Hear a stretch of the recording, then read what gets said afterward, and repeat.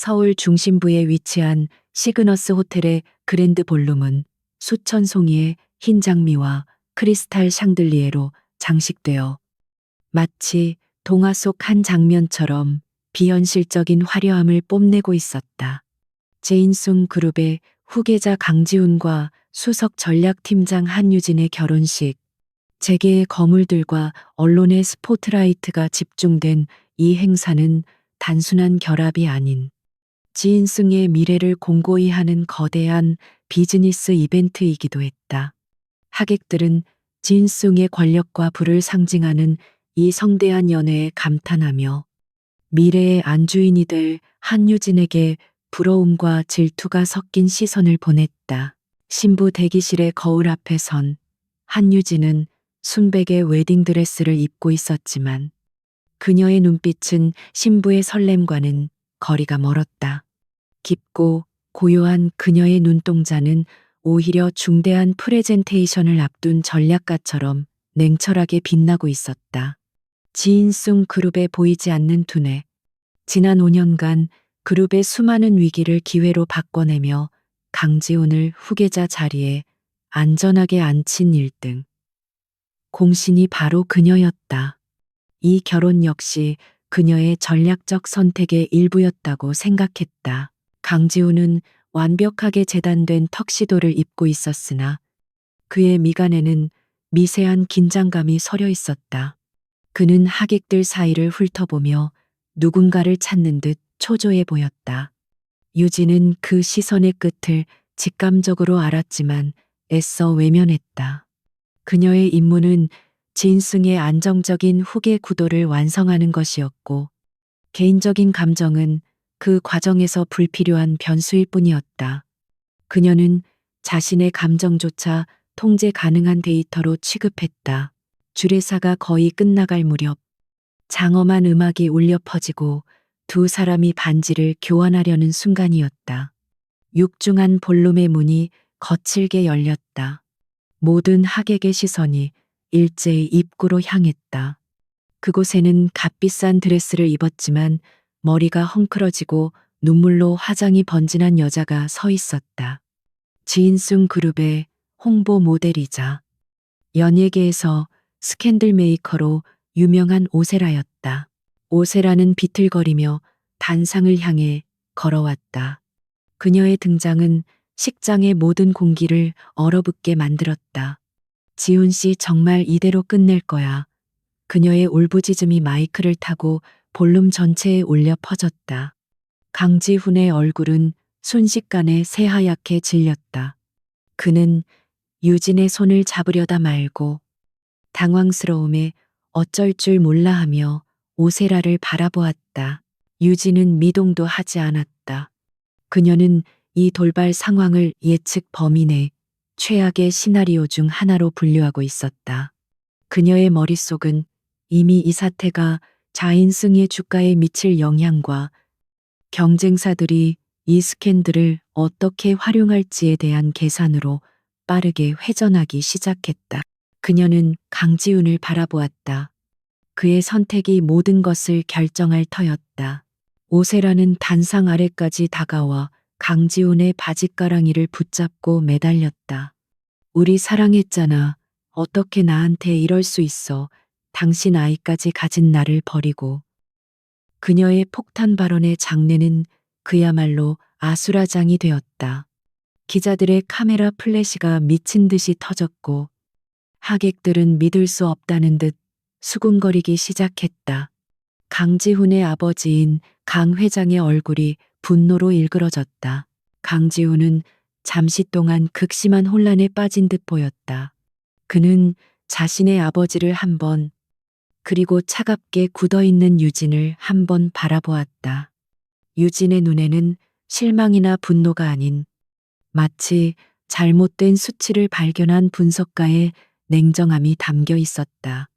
그 냉정함이 오히려 강지훈의 마지막 이성을 끊어버렸다. 그는 자신을 비난하는 듯한 유진의 시선에서 벗어나고 싶었다. 결국 강지훈은 오세라의 팔을 잡아 일으켰다. 그리고 마이크를 빼앗아 들고 외쳤다. 맞습니다. 내가 사랑하는 사람은 오세라입니다. 그 선언은 모든 혼란을 잠재우는 결정타였다. 그는 유진을 향해 돌아섰다. 그의 눈에는 더 이상 미안함이 아닌 모든 것을 망쳐버린 것에 대한 짜증과 경멸이 서려 있었다. 미안하다. 한유진, 이 결혼 없던 걸로 하지. 모든 시선이 한유진에게 애써 쏠렸다. 그녀가 어떻게 반응할 것인가. 사람들은 그녀가 울부짖거나 혹은 오세라의 머리채라도 잡을 것이라 예상했다. 제게의 신데렐라가 한순간에 비련의 여주인공이 되는 순간이었다. 강지호는 자신의 선택으로 인해 유진이 무너져 내리는 모습을 기대하는 듯했다. 그것이 그의 죄책감을 조금이나마 덜어줄 수 있을 테니까. 하지만 한유진은 그들의 예상을 완전히 빗나갔다. 그녀는 그저 깊은 한숨을 내쉬었을 뿐이다. 그것은 절망의 한숨이 아니라 오래된 문제를 마침내 종결짓는 듯한 안도의 한숨에 가까웠다. 그녀는 천천히, 아주 천천히 왼손을 들어 올렸다. 지인승 그룹의 부와 권력을 상징하는 10캐럿짜리 다이아몬드 반지가 그녀의 가느다란 손가락에서 빛나고 있었다. 유진은 말없이 그 반지를 빼냈. 그녀의 동작은 너무나도 침착하고 우아해서 하객들은 숨을 죽이고 그 모습을 지켜볼 수밖에 없었다. 그녀는 반지를 줄에서 앞에 단상 위에 가만히 올려놓았다. 금속과 대리석이 부딪히는 작고도 명료한 소리가 정적 속에서 유난히 크게 울렸다. 그 소리는 마치 하나의 계약이 공식적으로 파기되었음을 알리는 신호탄 같았다. 그녀는 강지훈이나 오세라에게 단 한마디도 하지 않았다. 비난도, 원망도, 심지어 질문조차 없었다. 그녀는 그저 자신을 둘러싼 이 거대한 희극을 잠시 관망했다.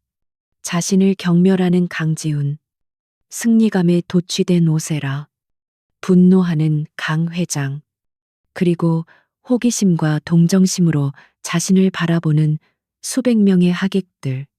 그녀는 이 모든 것을 자신의 데이터베이스에 저장했다. 그리고 한유진은 몸을 돌렸다. 수백만 원짜리 웨딩드레스의 긴 자락이 그녀의 움직임을 따라 우아하게 바닥을 쓸었다. 그녀는 꼿꼿한 자세로 마치 방금 중요한 계약을 성공적으로 마친 비즈니스우먼처럼 당당하게 버진 로드를 걸어나갔다. 그녀의 구두굽 소리가 리드미컬하게 대리석 바닥을 울리며 멀어졌다. 그 모습은 도망치는 패배자의 모습이 아니었다. 볼룸의 육중한 문이 그녀의 뒤로 닫혔다. 한유진이 사라지자 억눌려 있던 혼돈이 폭발했다. 기자들이 단상으로 몰려들었고 강 회장의 고함 소리와 오세라의 울음소리가 뒤엉켰다. 강지우는 자신이 방금 무슨 짓을 했는지 깨달았지만 유진의 그 평온한 뒷모습이 그의 오만함을 더욱 부추겼다.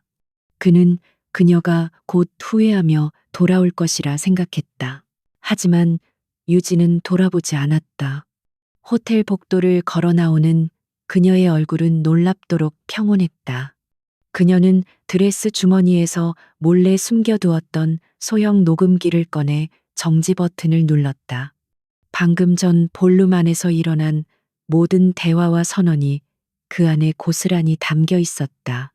그녀는 자신의 5년 경력을 그리고 자인숭에 바친 청춘을 이런 식으로 모욕당할 만큼 어리석지 않았다.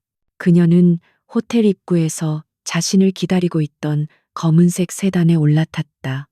운전석에 앉은 비서가 걱정스러운 눈빛으로 그녀를 바라보았다. 괜찮으십니까? 팀장님. 유진은 드레스에 답답한 코르셋을 풀며 짧게 대답했다. 제인승 프로젝트. 오늘부로 종료. 플랜 B를 시작하지. 그리고 제일 빠른 비행기 표 알아봐. 휴가가 필요하겠어. 차는 서울의 번잡한 거리를 미끄러지듯 빠져나갔다.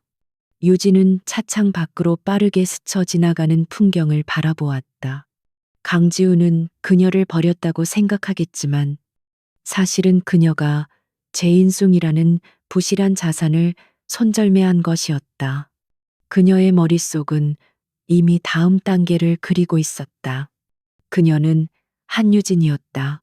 넘어지는 순간에도 다음 스텝을 계산하는 전략가. 오늘은 끝이 아니라 새로운 시작이었다. 강지훈과 오세라, 그리고 제인숭 그룹은 그들이 적으로 돌린 사람이 누구인지 아직 깨닫지 못하고 있었다. 그들은 한유진이라는 이름의 가장 날카로운 칼날을 스스로에게 겨눈 것이었다. 유진은 눈을 감았다. 그녀에게는 휴식이 필요했다. 더 큰 전쟁을 치르기 위한 짧고도 깊은 휴식. 한 달이라는 시간이 흘렀다. 그동안 대한민국 체계는 제인숭 그룹의 후계자 강지훈의 파격적인 결혼식 파토와 오세라와의 스캔들로 연일 시끄러웠다. 언론은 버림받은 신부, 비운의 전략가라는 자극적인 헤드라인으로 한유진의 행방을 쫓았지만 그녀는 그날 이후로 연기처럼 사라진 상태였다. 강지훈은 오세라와의 진정한 사랑을 과시하며 연일 파티를 즐겼고 제인숭의 주가는 불안정하게 요동쳤다. 같은 시각 한유진은 서울 외곽의 한적한 곳에 위치한 외부인의 접근이 완벽하게 차단된 자신의 개인 오피스텔에 머물고 있었다. 이곳은 그녀가 제인숭에 입사할 때부터 만일의 사태를 대비해 마련해둔 안전가옥이자 완벽한 보안 시스템을 갖춘 데이터 분석실이었다. 방음벽으로 마감된 벽면에는 거대한 모니터들이 설치되어 있었고 그 안에는 제인송 그룹의 내부 재무제표, 진행 중인 프로젝트 현황, 그리고 강지훈과 오세라의 최근 동향까지 실시간으로 업데이트되고 있었다. 그녀는 지난 한 달간 결혼의 실패를 슬퍼한 것이 아니었다. 그녀는 자신의 전략적 실패를 복귀하고 있었다. 그녀는 강지훈이라는 변수를 통제 가능하다고 믿었다. 그의 나약함, 허영심, 그리고 아버지에 대한 반항심까지 모두 계산에 넣었다고 생각했다. 하지만 그녀는 가장 치명적인 변수, 즉 어리석음이 불러일으키는 무모함을 과소평가했다. 강지훈은 그녀의 통제하에 있는 꼭두각시가 아니라 언제 터질지 모르는 시한폭탄이었던 것이다. 유진은 자신이 결혼식장에서 녹음했던 파일을 재생했다. 강지훈의 경멸, 어린 목소리, 오세라의 계산된 울부짖음, 그리고 하객들의 수군거림. 이것은 감상적인 기념품이 아니었다. 이것은 진승그룹 후계자의 판단력 부재와 도덕적 해이를 증명하는 명백한 증거, 자료 1호였다. 그녀는 이 자료를 기반으로 제인숭의 기업 가치를 재평가했다. 총수 리스크 항목의 최고 위험 등급을 매겼다. 그녀가 제인숭을 위해 지난 5년간 구축했던 시스템은 완벽에 가까웠다. 하지만 그 시스템을 운영할 사람은 강지훈이었다. 그녀가 떠난 지인숭은 마치 숙련된 조종사를 잃고 자동 항법 장치에만 의존하는 비행기 같았다. 강지훈은 그녀가 설정해둔 경로를 따라가고는 있었지만 예상치 못한 난기류, 즉 오세라의 사치와 경영 개입이라는 변수에 부딪히자마자 흔들리기 시작했다. 유진은 지인숭이 현재 사활을 걸고 있는 바이오테크 신규 사업 프로젝트 파일을 열었다. 그것은 본래 그녀의 머리에서 나온 기획이었다. 하지만 강지훈은 그녀의 상세한 위험 관리 방안을 무시하고 단기적인 성과에 집착해 무리하게 투자를 감행하고 있었다. 특히 핵심 원자재를 공급하는 단일 업체에 대한 의존도가 지나치게 높았다. 유진은 그 업체의 재무 구조를 분석하며 옅은 미소를 지었다. 치명적인 약점이었다. 그녀는 자신의 경력을 되돌아보았다. 지인승의 모든 것을 바쳤지만 돌아온 것은 배신과 모욕뿐이었다. 하지만 유진은 후회하지 않았다. 그녀는 이 모든 것을 값비싼 수업료로 치부했다. 이제 그녀에게는 지인숭이라는 족쇄가 사라졌다. 그녀는 자유로워졌고 그녀의 지식과 전략은 이제 오롯이 그녀 자신을 위해 사용될 수 있었다. 그녀의 플랜 B가 필요한 시점이었다. 바로 그때였다. 그녀의 개인 보안 시스템에 경고등이 깜박였다. 일반적인 통신망이 아닌 몇 겹의 방화벽을 우회한 특수 암호화 채널을 통해 메시지 하나가 도착했다. 발신자는 티프. 유진은 즉시 메시지를 열었다. 내용은 지극히 간결했다. 날짜, 시간, 그리고 위도와 경도로 표시된 좌표. 그뿐이었다. 어떤 설명도, 요구도 없었다. 유진의 심장이 미세하게 빠르게 뛰기 시작했다. 트투. 이것이 의미하는 것은 단 하나였다. 태양 그룹. 지인승 그룹의 숙적이자 대한민국 재계를 양분하는 거대 기업. 그리고 제인숭이 가장 두려워하는 존재. 태양그룹은 지인숭처럼 세습 경영으로 이어진 기업이 아니었다. 그들은 철저한 실력주의와 공격적인 M&A로 단기간에 정상에 오른 야수와도 같은 집단이었다. 그리고 그 중심에는 태양그룹의 총수 권민우 대표가 있었다. 여의도의 늑대. 그것이 재계가 그를 부르는 이름이었다. 35의 젊은 나이에 태양을 이끄는 그는 냉혹하고 무자비하며 천재적인 전략가로 알려져 있었다. 강지훈이 부모의 후광과 그녀의 조력으로 겨우 자리를 지키는 온실 속 화초였다면 권민우는 스스로 피비린내 나는 전장을 뚫고 옥좌에 오른 야생의 황제였다. 유진은 과거 지인승의 전략팀장으로서 권민우와 몇 번의 비공식적인 입찰 경쟁에서 맞붙은 적이 있었다. 직접 만난 적은 없었지만 모니터 너머로 느껴지는 그의 전략은 언제나 날카롭고 예측 불가능했다. 그는 상대방의 가장 아픈 곳을 정확히 찔러 한치의 망설임도 없이 모든 것을 빼앗아갔다. 그런 그가 왜 지금 자신에게 접촉을 시도하는 것일까? 이것은 함정인가? 아니면 기회인가? 유진은 좌표를 분석했다. 서울 시내의 한 오래된 미술관. 폐관 시간 이후였다. 보안이 철저하지만 감시 카메라는 최소한으로 운영되는 곳. 은밀한 만남을 위한 최적의 장소였다. 권민우가 자신을 시험하는 것일 수도 있었다. 혹은 지인숭에서 버림받은 그녀의 가치를 알아본 것일 수도 있었다. 유진은 고민에 빠졌다. 태양그룹과 손을 잡는 것은 지인숭에 대한 완벽한 선전포고를 의미했다. 그것은 돌아올 수 없는 강을 건너는 것이었다. 하지만 그녀는 이미 강을 건넜다. 강지훈이 그녀를 밀어낸 그 순간부터 그녀의 플랜 B는 지인숭의 몰락을 전제로 하지 않았지만 이제 상황은 바뀌었다. 그녀는 자신이 구축한 제국이 어리석은 왕의 손에 무너지는 것을 좌시할 수 없었다. 권민우는 위험한 인물이었다. 강지훈과는 비교도 안 될 만큼 거대하고 강력한 야수였다. 그와 손을 잡는 것은 호랑이의 등에 올라타는 것과 같았다.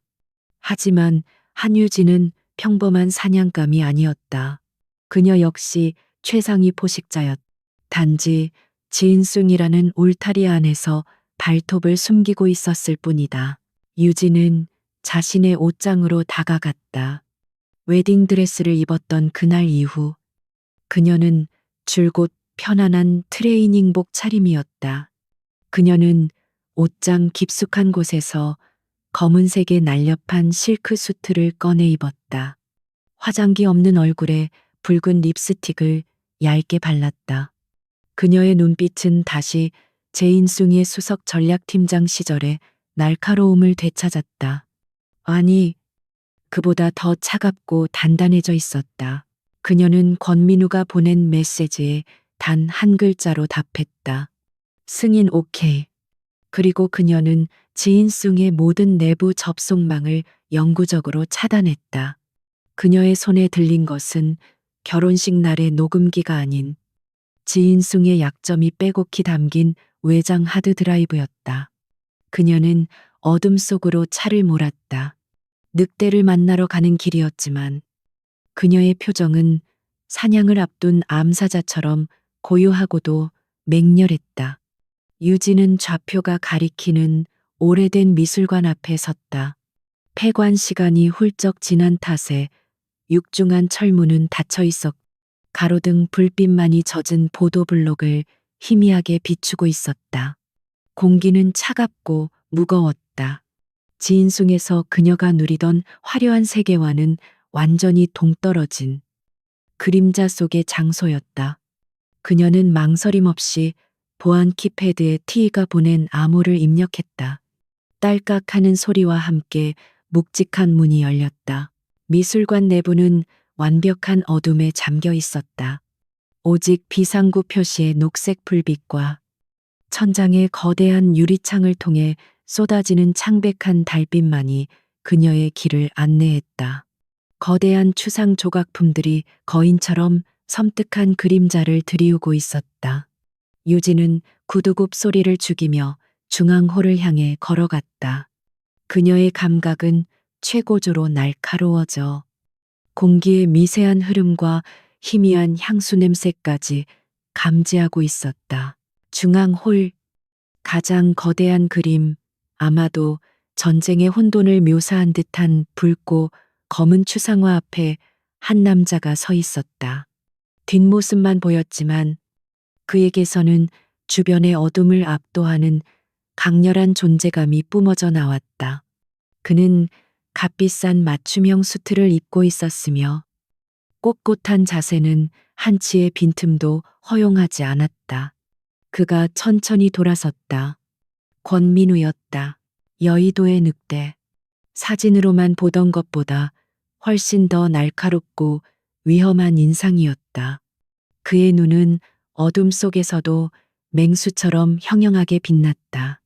그는 유진을 위아래로 훑어보았지만 그 시선에는 경멸이나 호기심이 아닌 마치 희귀한 무기를 감정하는 듯한 냉정한 평가가 담겨 있었다. 한유진 팀장. 아니, 이젠 그냥 한유진 씨라고 불러야 하나. 그의 목소리는 낮고 차분했지만 묘한 울림이 있었다. 권민우 대표님. 이렇게 은밀한 장소로 부르신 이유가 궁금하군요. 유진은 그의 귀에 전혀 눌리지 않고 맞받아쳤. 그녀는 두려움을 느끼는 대신 이 남자가 자신에게 무엇을 원하는지 빠르게 계산하기 시작했다. 그는 강지훈처럼 감정에 휘둘리는 타입이 아니었다. 이 만남은 철저히 비즈니스. 그것도 매우 위험한 비즈니스를 위한 것이 분명했다. 권민우는 픽 웃었다. 그 웃음에는 온기가 없었다. 나는 시간 낭비하는 걸 싫어합니다. 한유진 씨, 제인승계 결혼식장에서 당신이 보여준 모습 아주 인상 깊었소.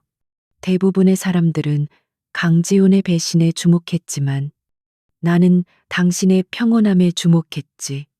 그건 패배자의 체념이 아니라 이미 모든 것을 계산 끝낸 자의 여유였으니까. 그는 그녀의 본질을 정확히 꿰뚫어 보고 있었다. 과찬이십니다. 지인승에서의 제 역할은 끝났으니 이제 그 여유를 즐길 생각이었는데요. 유진이 태연하게 대답했다. 그녀는 이 심리전에서 밀릴 생각이 없었다. 그녀는 그에게 자신이 절박하지 않다는 것을 보여줘야 했다. 그래야 협상에서 유리한 고지를 점할 수 있었다. 그녀의 차가운 태도에 권민우의 눈이 흥미롭다는 듯 빛났다. 즐기는 건 나중에도 할 수 있어. 그가 그림을 향해 한 걸음 다가갔다. 당신이 진승의 진짜 두뇌라는 건 공공연한 비밀이었어. 그리고 그 두뇌가 지금 자유시장에 나왔지. 당신이 5년간 설계한 진숭의 시스템. 당신 없이는 1년도 버티기 힘들 거요. 강지훈이 그 정도 능력 있는 인물이 아니라는 건 당신이 더 잘 알 테고. 그의 말은 사실이었다. 유진은 진숭의 거의 모든 핵심 프로젝트에 안전장치를 심어두었다. 그녀 자신을 보호하기 위한 장치이기도 했지만 동시에 그녀 없이는 해제하기 어려운 복잡한 알고리즘이기도 했다. 강지훈은 지금 그 위를 아슬아슬하게 걷고 있을 뿐이었다. 본론을 말씀하시죠. 대표님, 지인승의 약점을 사시려는 겁니까? 약점이 아니라 지인승 전체를 살 거요. 권민우의 목소리는 미술관의 정적을 깨고 선명하게 울렸다. 태양그룹은 대규모 M&A 전쟁을 준비 중입니다. 우리의 다음 타깃, 당신도 짐작하고 있겠지만 바로 제인송 그룹이요. 이것은 단순한 선전포고가 아니었다. 그는 유진에게 전쟁에 동참하라는 제안을 하고 있었다. 유진은 놀라지 않았다. 오히려 퍼즐 조각이 맞춰지는 느낌이었다. 태양과 지인숭은 오랫동안 바이오와 IT 분야에서 경쟁해왔. 권민우가 이 기회를 놓칠 리 없었다. 지인숭의 총수 리스크가 최고조에 달한 지금이 바로 적기였다. 그래서 저를 영입하시겠다는 겁니까? 제인숭을 무너뜨릴 칼잡이로 스카우트 제안치고는 장소가 너무 음산하군요. 단순한 영입이라면 내 비서가 최고급 레스토랑에서 당신을 만났을 거요. 권민우가 다시 그녀를 바라보았다. 그의 눈빛이 강렬해졌다. 내가 필요한 건 당신의 지식만이 아니오. 당신이라는 존재 자체가 필요하오. 태양그룹의 전략기획실 총괄이사 자리. 그리고 내 아내 자리. 그 말은 폭탄처럼 조용한 홀에 떨어졌다. 유진의 눈썹이 미세하게 꿈틀했다. 결혼 강지훈에게서 벗어난 지 고작 한 달. 또 다른 남자와의 결혼이라니. 하지만 그녀는 이것이 감정적인 제안이 아님을 즉각 깨달았다. 권민우는 로맨티스트가 아니었다. 이것은 전략이었다. 그녀는 자신의 가치를 재빨리 재평가했다. 그는 그녀의 머리뿐만 아니라 지인숭의 전 젠 약혼녀라는 상징성까지 사겠다는 것이었다. 이해할 수 없군요. 대표님 같은 분이 결혼 상대를 고르는데 이런 방식을 쓸 리가 없습니다. 저를 시험하시는 겁니까? 유진이 차갑게 물었다. 그녀는 이 터무니없는 제안 뒤에 숨겨진 진짜 의도를 파악해야 했다. 권민우의 제안이 너무 파격적이라 오히려 함정처럼 느껴졌다. 시험이라. 그럴지도. 하지만 이건 명백한 거래요. 권민우가 덧붙였다. 계약 결혼이요. 나 역시 태양그룹 내부의 구시대적인 세력들과 싸우고 있어. 그들은 나를 근본 없는 늑대라 부르며 사사건건 발목을 잡지. 그들에게는 내 옆자리를 채울 적절한 파트너가 필요하오. 지인승의 심장을 꿰뚫고 있는 지식. 강철 같은 멘탈. 그리고 완벽한 명분. 한유진 씨. 당신은 완벽한 파트너요. 그의 논리는 냉정했지만 완벽했다. 지인승의 후계자에게 버림받은 비련의 여인이 아니라 지인승을 버리고 그들의 최대 라이벌인 태양의 CEO를 선택한 전략가. 이 스토리는 유진을 피해자에서 승리자로 만들 뿐만 아니라 지인승에게는 씻을 수 없는 모욕과 실질적인 위협을 동시에 안겨줄 수 있었다. 강지훈이 버린 돌이 적진의 가장 강력한 무기가 되어 돌아오는 셈이었다. 당신에게도 나쁜 제안은 아닐 거요. 그는 계속해서 말했다. 태양그룹의 안주인이라는 지위는 지인승의 그 누구도 당신을 함부로 건드리지 못하게 할 방패가 되어줄 거요. 강 회장이 당신을 묻어버리려고 해도 불가능하지. 그리고 나는 당신에게 제은송을 상대로 당신의 전략을 마음껏 펼칠 수 있는 무대와 자원을 제공하겠소. 당신이 원하던 복수 혹은 정의구현, 뭐라고 부르든 상관없소. 나는 결과만 중요하니까. 유진은 침묵했다. 이것은 악마와의 거래였다. 하지만 그녀는 이미 지옥의 문턱까지 다녀왔다. 강지훈과 진승은 그녀의 5년의 헌신을 쓰레기처럼 버렸다. 그녀는 그들이 자신의 가치를 뼈저리게 후회하게 만들고 싶었다. 권민우는 그 기회를 제공하고 있었다. 호랑이의 등에 올라타는 것. 하지만 그녀는 호랑이를 조련할 자신이 있었다. 그녀는 사랑이 아닌 철저한 계산과 전략으로 움직이는 이 관계가 오히려 더 안전하다고 판단했다. 계약 조건은 뭐죠?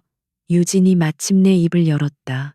감정은 완전히 배제된 비즈니스 파트너로서의 질문이었다. 기간, 보상, 그리고 서로의 의무 범위. 특히 사적인 영역에서 저는 또 다른 강지훈을 만날 생각은 추호도 없습니다. 그녀는 권민우와 그 어떤 감정적인 얽힘도 원하지 않았다. 그녀는 이미 한 번의 실패로 충분히 배웠다. 권민우의 입가에 만족스러운 미소가 번졌다. 그는 그녀가 이성적으로 나올 줄 알았다. 감정에 매달리거나 도덕적인 잣대를 들이대는 여자였다면 애초에 부르지도 않았을 것이다. 기간은 진상 MA가 성공적으로 끝날 때까지, 혹은 우리가 합의하에 종료할 때까지, 최소 2년으로 하지. 보상은 태양그룹 지분 5%와 전략기획실의 전권. 당신은 내 직원이 아니라 내 파트너가 되는 거요. 지분 5%. 유진은 숨을 삼킬 뻔했다. 그것은 진송에서 그녀가 평생 일해도 만질 수 없는 천문학적인 액수였다. 권민우는 그녀의 가치를 정확히 알고 있었고 기꺼이 그 대가를 지불할 용의가 있었다. 사적인 영역은 유진이 마지막 확인을 했다. 우리는 완벽한 쇼윈도 부부가 될 거요. 그의 목소리는 단호했다. 서로의 사생활은 존중한다. 단, 공식 석상에서는 완벽한 파트너가 되어야 하오.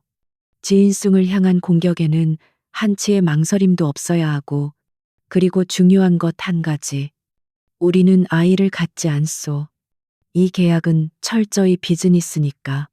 이 조건은 오히려 유진을 안심시켰다. 좋습니다.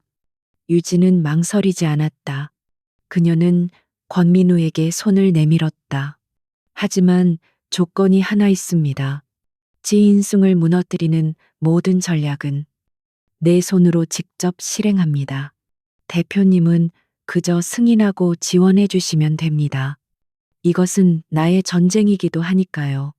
그녀의 눈빛은 더 이상 지인승의 유능한 팀장이 아니었다.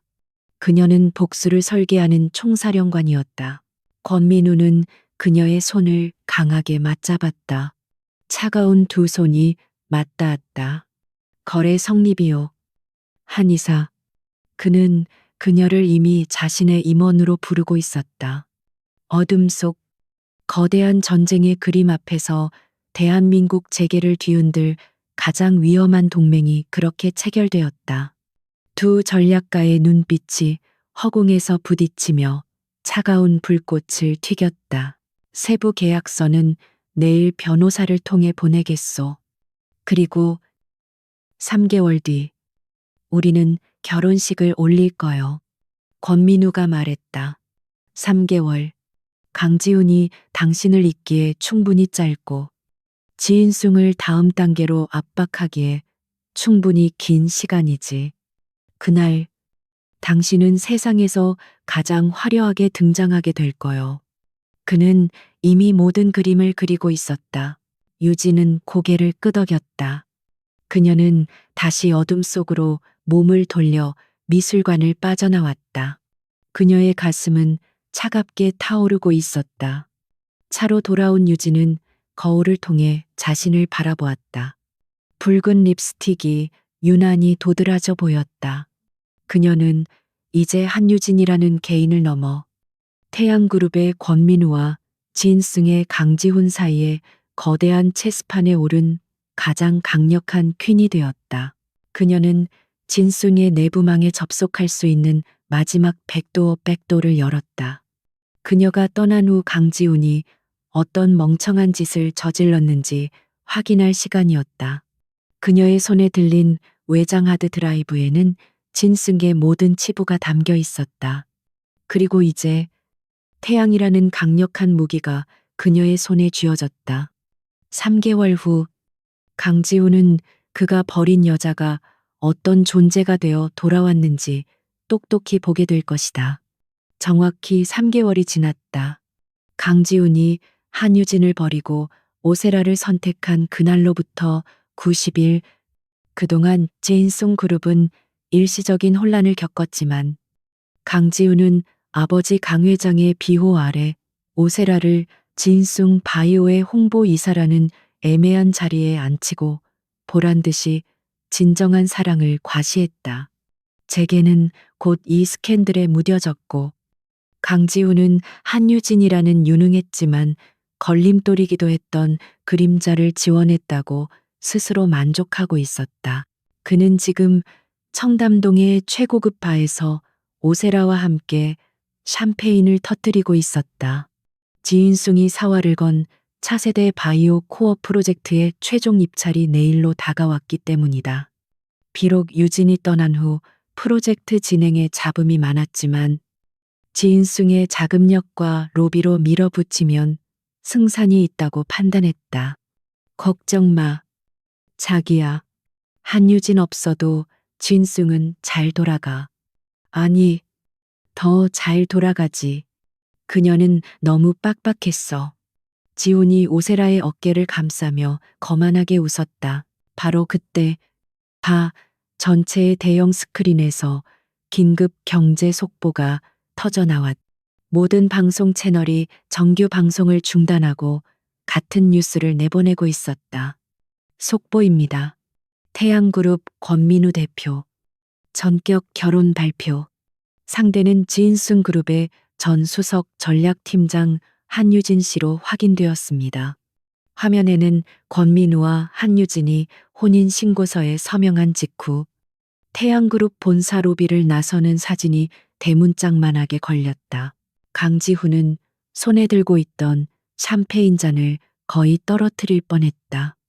오세라의 얼굴은 하얗게 굳어버렸다. 권민우와 한유진 지인승의 숙적인 태양. 그 여의도의 늑대와 지인승에서 쫓겨난 한유진의 결합. 이것은 재계 전체를 뒤흔드는 충격적인 뉴스였다. 뭐야? 저 여자. 미쳤어. 오세라가 날카롭게 소리쳤다. 강지훈은 처음에는 당황했지만 이내 경멸 어린 실소를 터뜨렸다. 하저 여자도 별 수 없군. 결국 권민우한테 빌붙은 건가. 진숭에서 버림받으니까 태양에 가서 복수라도 해보시겠다.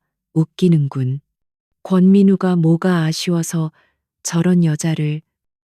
아마 진승 내부 정보나 캐내려고 잠시 이용하는 거겠지. 그는 애써 태연한 척하며 샴페인을 들이켰지만 심장이 불길하게 뛰는 것을 막을 수 없었다. 다음 날 차세대 바이오 코어 프로젝트의 최종 입찰 프레젠테이션이 열리는 컨벤션 센터. 이 프로젝트는 향후 10년간 대한민국의 바이오 산업을 이끌 핵심 사업으로 지인승과 태양이 정면으로 맞붙는 거대한 전장이었다.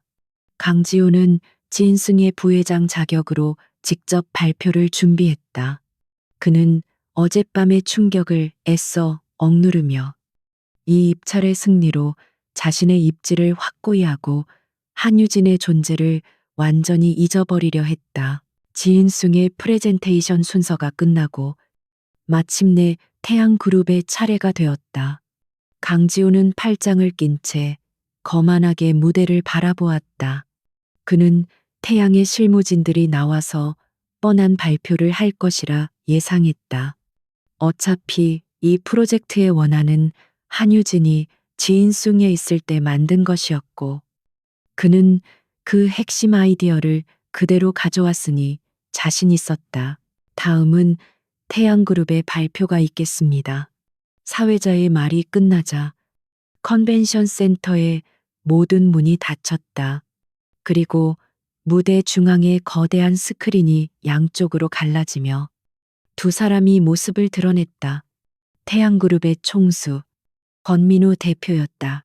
재계의 거물이 직접 입찰에 나선 것만으로도 장내는 술렁였다.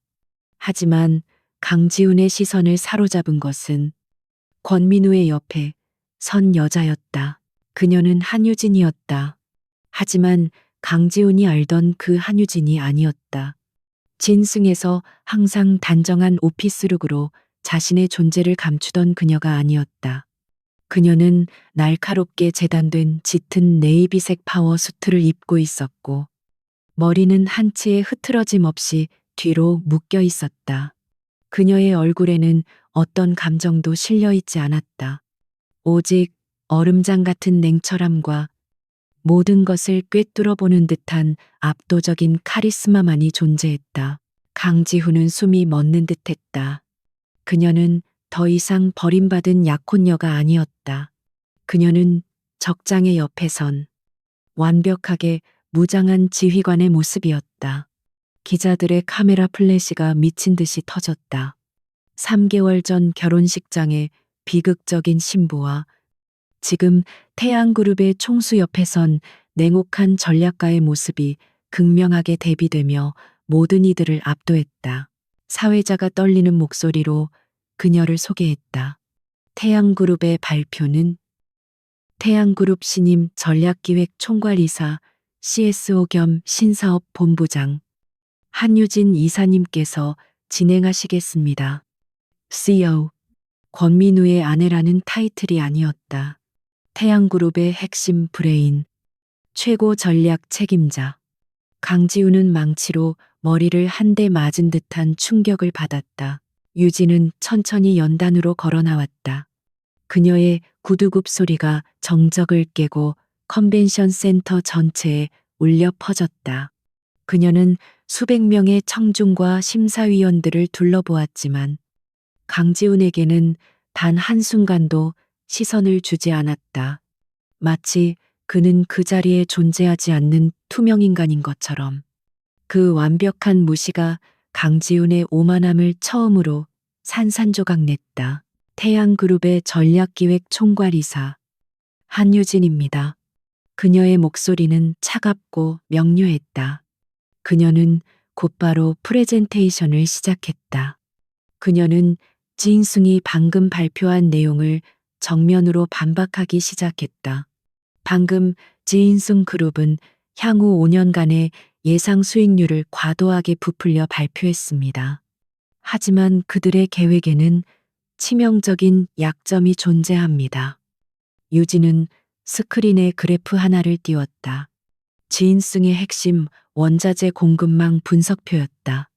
바로 그녀가 지인승에 있을 때 강지훈에게 수차례 경고했던 단일 공급업체 의존도 리스크였다.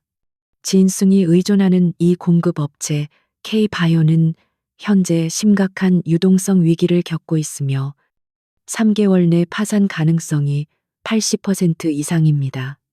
이것은 지인승 내부에서도 극소수만 아는 1급 기밀이었다.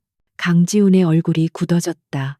지인승의 계획은 모래 위에 지은 성입니다. 공급망이 무너지는 순간 이 거대한 프로젝트는 멈춰 서게 될 것입니다. 유진은 이어서 태양그룹의 계획을 발표했다. 그것은 진숭이의 계획을 보완하는 수준이 아니었다. 그것은 진숭이의 계획을 완전히 무력화시키는 완벽하게 새로운 판이었다. 태양은 이미 K바이오의 경쟁사 두 곳과 독점 공급 계약을 마친 상태였다. 그녀의 발표는 완벽했다. 데이터는 치밀했고 논리는 빈틈이 없었으며 비전은 압도적이었다. 지인승의 계획이 그녀가 벌인 낡은 설계도였다면 태양의 계획은 그녀가 모든 것을 쏟아부어 만든 최첨단 무기였다.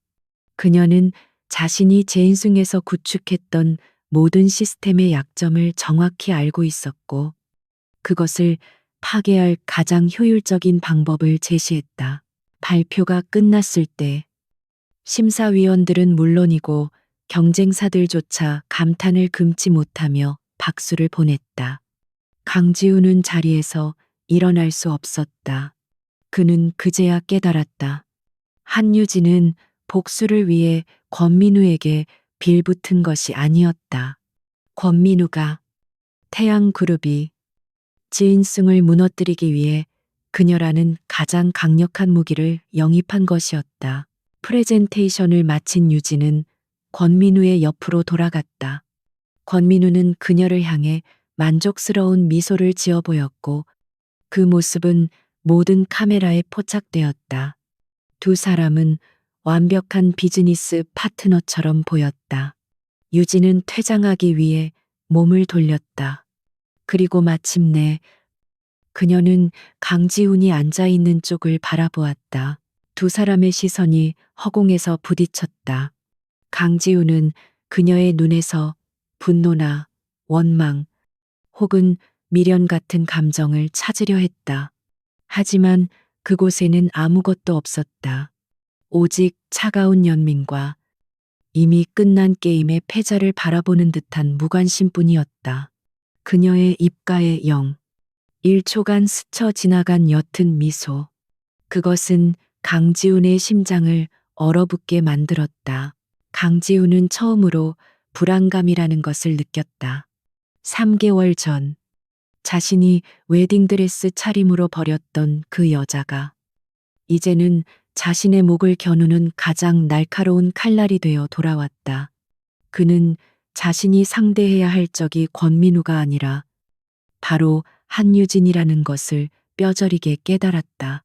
그의 손에서 휴대폰이 진동했다. 발신자는 아버지였다. 경로한 강 회장의 얼굴이 눈앞에 선했다. 전쟁은 이제 막 시작된 것이었다. 이튿날 재계는 태양그룹의 완벽한 승리로 발칵 뒤집혔다. 한유진이 발표한 데이터는 한치의 오차도 없었고 지잉숭의 약점은 만천하에 드러났다. 차세대 바이오 코어 프로젝트는 만장일치로 태양그룹에게 돌아갔다. 강지우는 입찰장에서 망연자실한 표정으로 서 있었고 그 굴욕적인 모습은 모든 경제지의 일면을 장식했다. 지인숭의 주가는 개장과 동시에 폭락하기 시작했다. 강 회장의 사무실, 육중한 원목 책상 너머로 강지훈이 고개를 숙인 채 서 있었다. 강 회장의 얼굴은 분노로 붉게 타올랐다. 네가 감히 진승의 얼굴에 똥칠을 해 불호령이 떨어졌다. 고작 여자 하나 뒤처리 못해서 이 사달을 만들어 한유진이 우리 핵심 기밀을 통째로 들고 적진에 투항하게 놔도 강지훈은 변명조차 할 수 없었다. 하지만 사무실을 나온 강지훈의 표정은 분노보다는 뒤틀린 오기에 가까웠다. 그는 자신의 패배를 인정하지 않았다.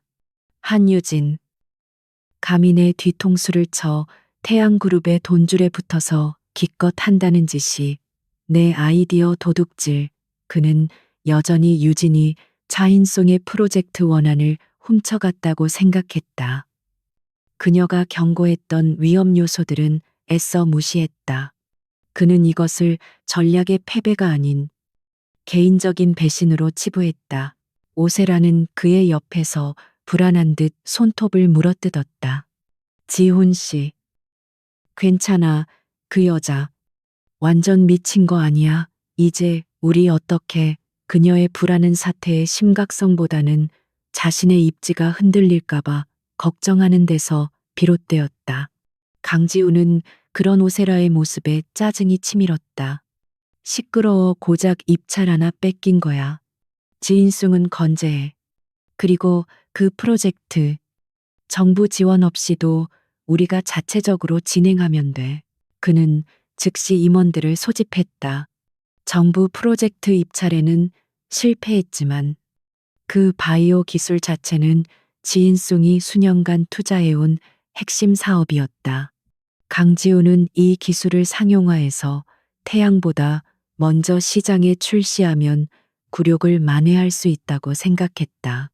그는 기술팀을 닥달해 개발 속도를 2배로 올리라고 지시했다. 그의 오만함은 아직 현실을 직시하지 못하고 있었다.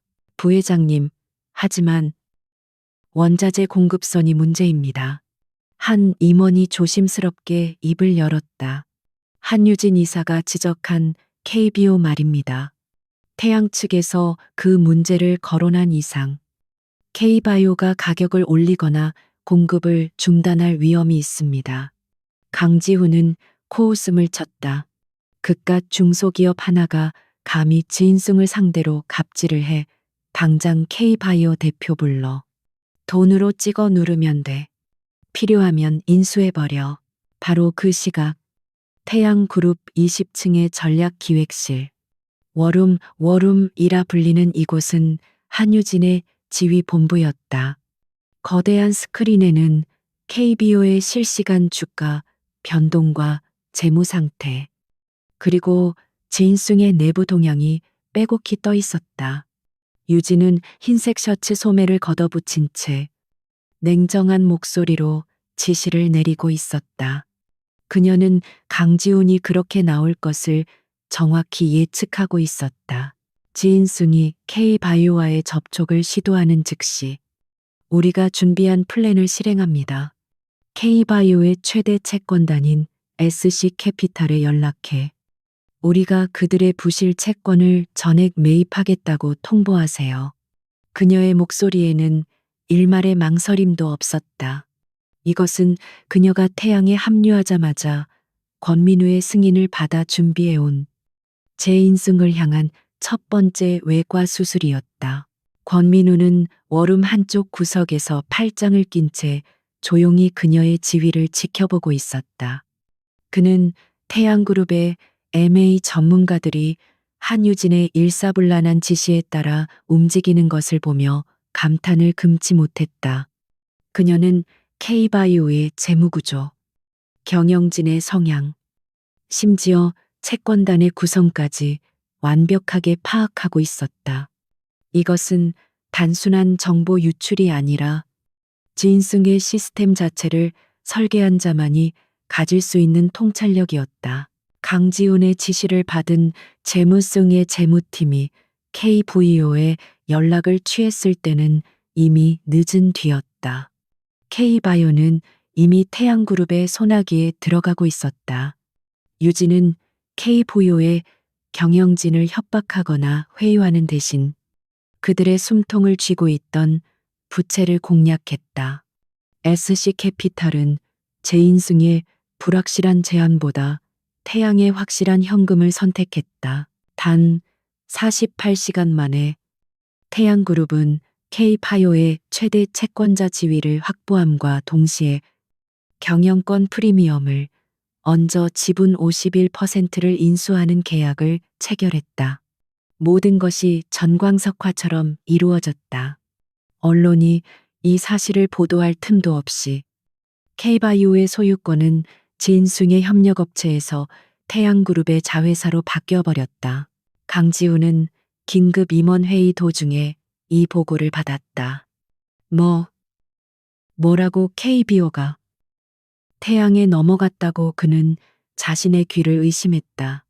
지인승의 바이오 프로젝트에 없어서는 안 될 핵심 원자재를 독점 공급하던 업체가 하루아침에 적의 손에 들어간 것이다. 이것은 입찰 실패와는 차원이 다른 사업의 근간이 흔들리는 심각한 사태였다.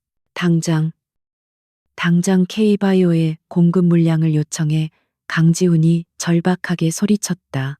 하지만 돌아온 대답은 절망적이었다. K바이오 측에서 태양그룹의 결정이라며 모든 공급 계약을 즉시 중단한다고 통보해 왔습니다. 기존 계약에 명시된 위약금은 모두 지불하겠다고 합니다. 지인승에게는 푼돈에 불과한 위약금으로 그들의 핵심 프로젝트 전체가 멈춰서게 된 것이다. 이제야 강지우는 깨달았다. 한유진은 입찰 프레젠테이션에서 제인숭의 약점을 경고한 것이 아니었다. 그녀는 자신이 설치한 시한폭탄의 타이머를 만천하에 공개한 것이었다. 그리고 그가 그 폭탄을 해체하려 움직이는 순간 그녀는 기폭 스위치를 눌러버렸다. K바이오 인수는 지인숭의 프로젝트를 방해하기 위한 수단이 아니라 지인숭의 프로젝트를 완전히 제거하기 위한 전략적 타격이었다. 그의 머릿속에 과거 유진이 했던 말이 스쳐 지나갔다. 지훈 씨, K바이오에 대한 의존도가 너무 높아요. 리스크 분산을 위해 공급망 다변화가 시급합니다. 제가 보고서 올렸잖아요. 그는 그때 그 보고서를 읽어보지도 않고 쓰레기통에 처박았다. 쓸데없는 걱정이라며 그녀를 타박까지 했다. 그가 무시했던 그 경고가 이제 비수가 되어 자신의 심장에 밝혔다. 그의 온몸에서 힘이 빠져나갔다. 오만함으로 가득 찼던 그의 눈에 처음으로 공포가 어렸다. 그는 자신이 진숭을 위기에 빠뜨렸다는 것을, 그리고 자신을 구렁텅이에 밀어넣은 것이 바로 자신이 버린 여자라는 것을 인정할 수밖에 없었다. 그는 책상 위의 모든 것을 쓸어버리며 포효했다. 지인숭의 임원들은 겁에 질려 고개만 숙이고 있었다. 같은 시각 태양그룹의 워룸, 거대한 스크린에 KBO 인수 완료라는 문구가 선명하게 떠올랐다. 직원들은 환호성을 질렀지만 유진은 그저 담담하게 모니터를 바라보고 있었다. 권민우가 그녀에게 다가와 낮은 목소리로 말했다. 완벽한 일격이었소. 한의사, 강지우는 지금쯤 피눈물을 흘리고 있겠군. 유진은 천천히 고개를 돌려 그를 바라보았다. 그녀의 눈은 여전히 차가웠다. 이것은 시작일 뿐입니다. 대표님, 지인숭이 지난 5년간 저에게서 가져간 것들에 비하면 이건 아주 작은 이자에 불과합니다. 강지훈 부회장은 자신이 무시했던 것들이 얼마나 큰 대가로 돌아오는지 이제부터 배우게 될 겁니다. 그녀는 자신의 복수가 사적인 감정 때문이 아니라 철저한 비즈니스적 계산임을 분명히 했다.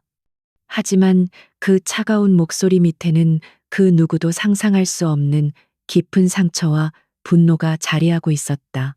K바이오 사태의 충격파는 자인숭 그룹 전체를 강타했다.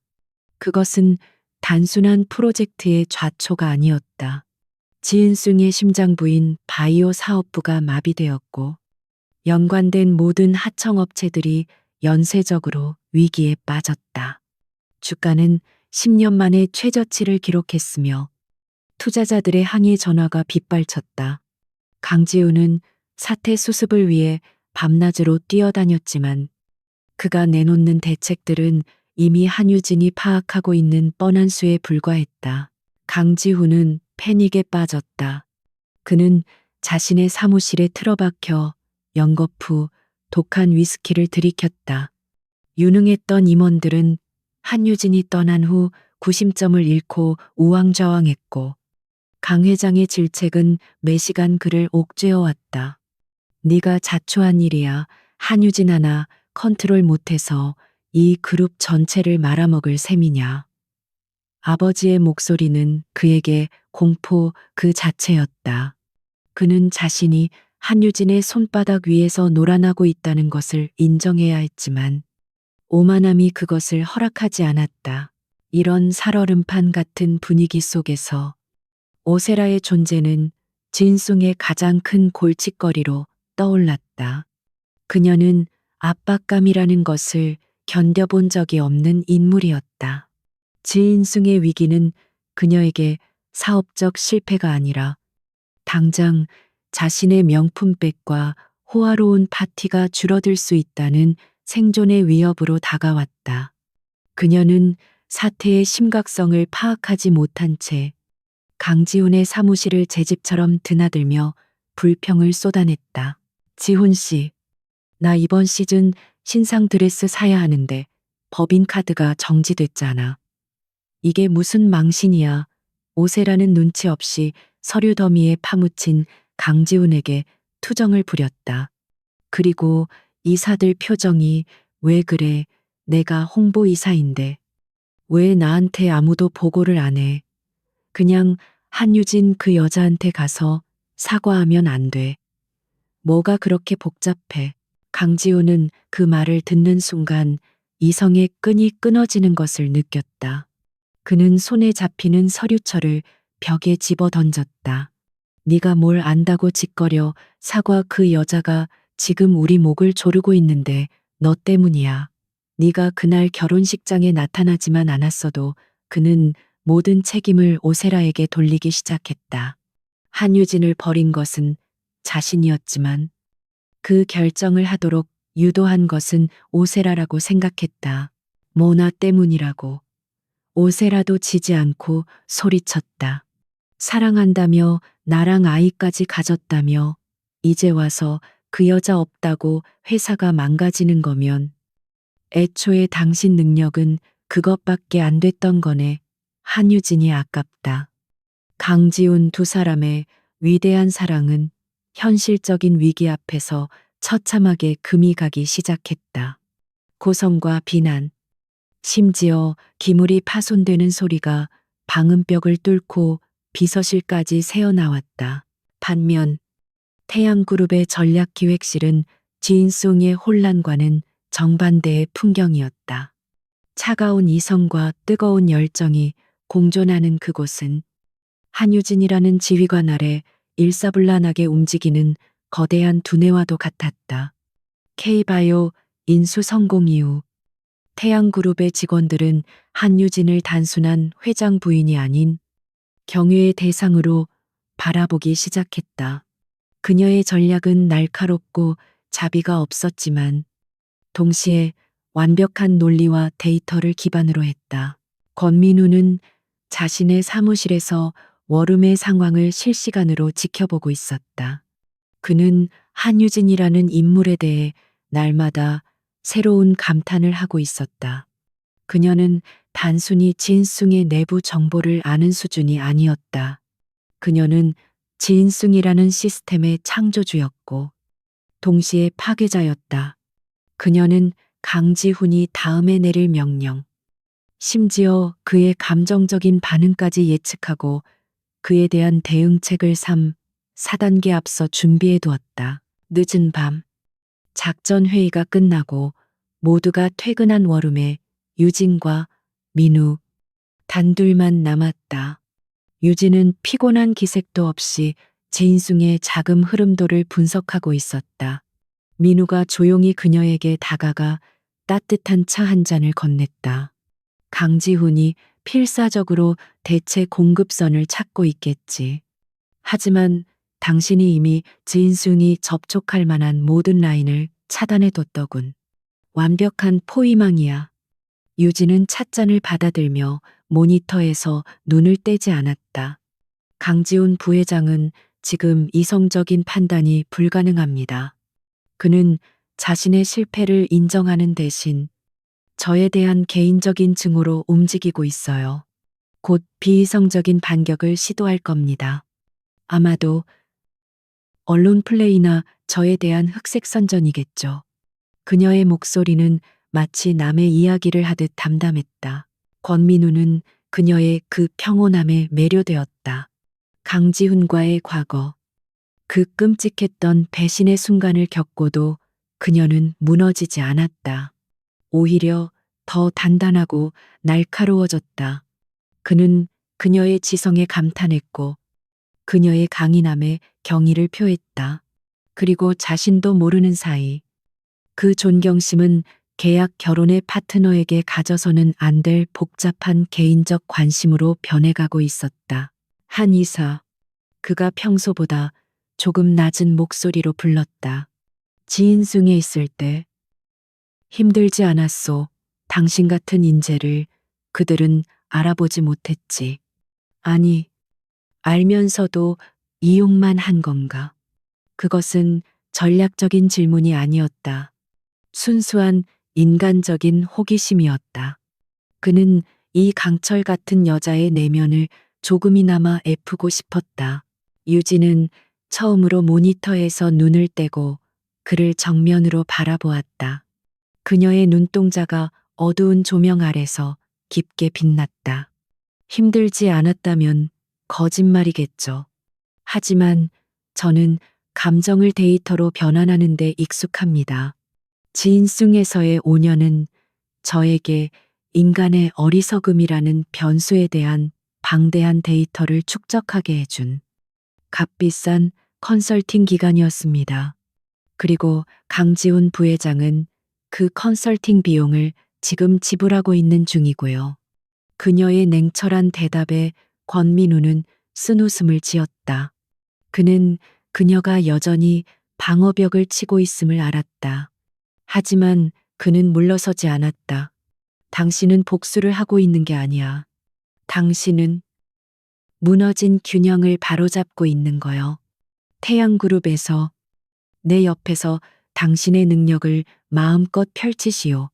지인숭 따위는 당신의 무대가 되기엔 너무 작았으니까. 그것은 단순한 위로나 칭찬이 아니었다. 여의도의 늑대라 불리는 자신과 동등한 포식자의 인정이었다. 유진의 심장이 미세하게 흔들렸다. 강지우는 언제나 그녀의 능력을 두려워하고 억누르려 했지만 권민우는 그녀의 날개를 활짝 펴라고 말하고 있었다. 두 사람 사이에는 계약서의 조항으로는 설명할 수 없는 미묘한 신뢰와 유대감이 싹트기 시작했다. 그들은 여전히 계약에 충실했다. 권민우의 거대한 펜트하우스에서 각자의 침실을 사용했고 사적인 대화는 거의 나누지 않았다. 하지만 태양그룹의 임원들은 눈치채고 있었다. 두 사람이 함께 전략을 논의하는 시간이 길어지고 있으며 서로를 바라보는 눈빛이 단순한 비즈니스 파트너의 그것을 넘어서고 있다는 것을 그들은 단순한 쇼윈도 부부가 아니라 재계를 정복하기 위해 뭉친 가장 강력한 파워 커플이 되어가고 있었다. 지인승의 내부는 썩어 문드러지고 있었다. 강지우는 오세라의 어리석은 제안에 넘어가 한유진의 사생활을 캐는 불법적인 흥신소를 고용하는 최악의 수를 두기에 이르렀다. 그는 유진과 권민우의 결혼이 가짜라는 증거를 찾아내어 그녀를 도덕적으로 매장시키려 했다. 그가 바닥을 향해 스스로 무덤을 파고 있는 동안 유진은 제인송에 숨겨진 재무 비리를 향해 다음 칼날을 겨누고 있었다. 지인숭 그룹이 K바이오 사태로 인한 자금 압박과 프로젝트 중단으로 내부가 타들어가는 동안 한유진은 이미 다음 단계의 공격을 준비하고 있었다. K바이오 인수는 지인숭의 현재 진행형 사업을 마비시키는 즉각적인 타격이었다면 그녀가 지금 겨누고 있는 것은 제인송 그룹의 뿌리이자 강씨 일가의 탐욕이 응축된 판도라의 상자였다. 그것은 바로 그녀가 제인송이에 재직할 때부터 어렴풋이 감지했던 거대한 비자금의 존재였다. 유진은 제인숭의 전략팀장 시절 매년 말도 안 되게 부풀려진 R&D 비용과 해외 컨설팅 수수료 내역을 보며 의심을 품었었다. 수백억 원의 돈이 실체도 불분명한 파나마, 케이맨 제도의 페이퍼 컴퍼니로 흘러 들어가고 있었다. 그녀가 이 자금 흐름에 대해 강지훈에게 보고했을 때 그는 아버지께서 관리하시는 일이다. 당신은 알 필요 없어. 라며 신경질적으로 그녀의 접근을 차단했었다. 그때 그녀는 직감했다. 이것이 강 회장과 강지훈을 지탱하는 검은 돈의 저수지라는 것을.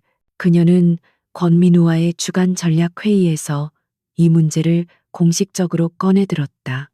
그녀가 지인숭에서 백업해온 방대한 양의 의심스러운 재무자료와 송장 사본들을 스크린에 띄웠다. 이것은 단순한 회계 부정이 아닙니다. 제인숭 바이오와 건설 부문에서 최소 5천억 원 이상의 자금이 이 유령 회사들을 통해 세탁된 것으로 보입니다. 이 자금의 실체만 밝혀낸다면 우리는 지인숭을 MA 협상 테이블이 아니라 법의 심판대에 세울 수 있습니다. 권민우는 그녀가 제시한 자료의 치밀함에 혀를 내둘렀다. 그는 한유진이 제인숭의 핵심 정보뿐만 아니라 그들의 가장 치명적인 범죄 증거까지 손에 쥐고 있었다는 사실에 전율했다. 강 회장이 지인숭을 사유화하고 있었다는 증거로군. 그는 즉시 태양그룹 내에서도 가장 은밀하게 움직이는 T-포스 팀을 소집했다. 전직 국세청 조사관, 금융범죄 전문 변호사, 그리고 최고 수준의 화이트 해커들로 구성된 엘리트 집단이었다. 한의사, 권민우가 T-포스 팀원들에게 말했다. 지금부터 여러분의 지휘관은 내가 아니라 한유진 이사요. 한 이사의 모든 명령은 나의 명령과 동일하며 지인승의 비자금 저수지를 찾아내 바닥까지 말려버리는 것이 이번 작전의 유일한 목표요. 팀원들은 일제히 유진을 바라보았다. 그들의 눈에는 존경심과 함께 치열한 호기심이 감돌았다.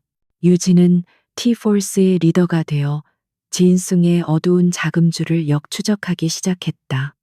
그들은 밤낮 없이 제인숭의 이중 장부를 분석하고 페이퍼 컴퍼니들의 등기 이사 명단을 대조했다.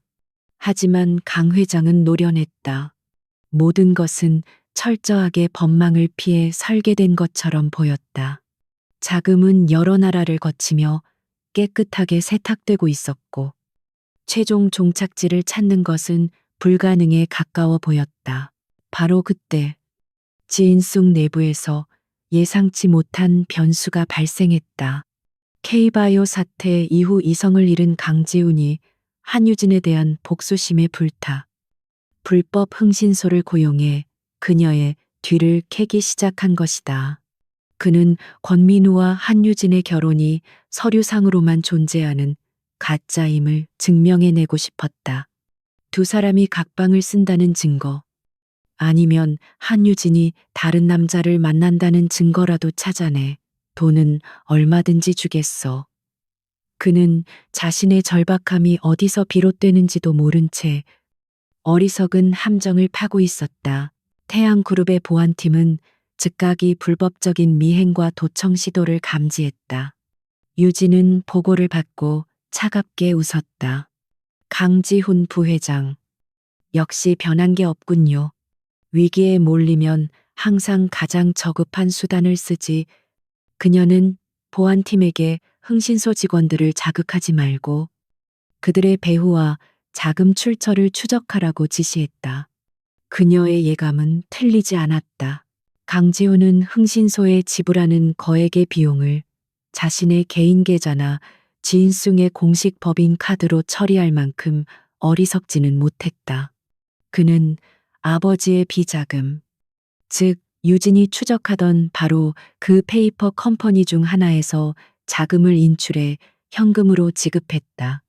T-포스의 해커들은 흥신소와 강지훈 측근 사이의 통신을 감청하고 마침내 자금이 인출되는 스위스 계좌 하나를 특정해냈다. 찾았습니다. 이사님, T펄스의 팀장이 흥분된 목소리로 외쳤다. 강재훈이 흥신소에 지불한 돈이 저희가 추적하던 파나마 페이퍼 컴퍼니 제이비션 테키에서 나온 것을 확인했습니다. 이것은 결정적인 한방이었다.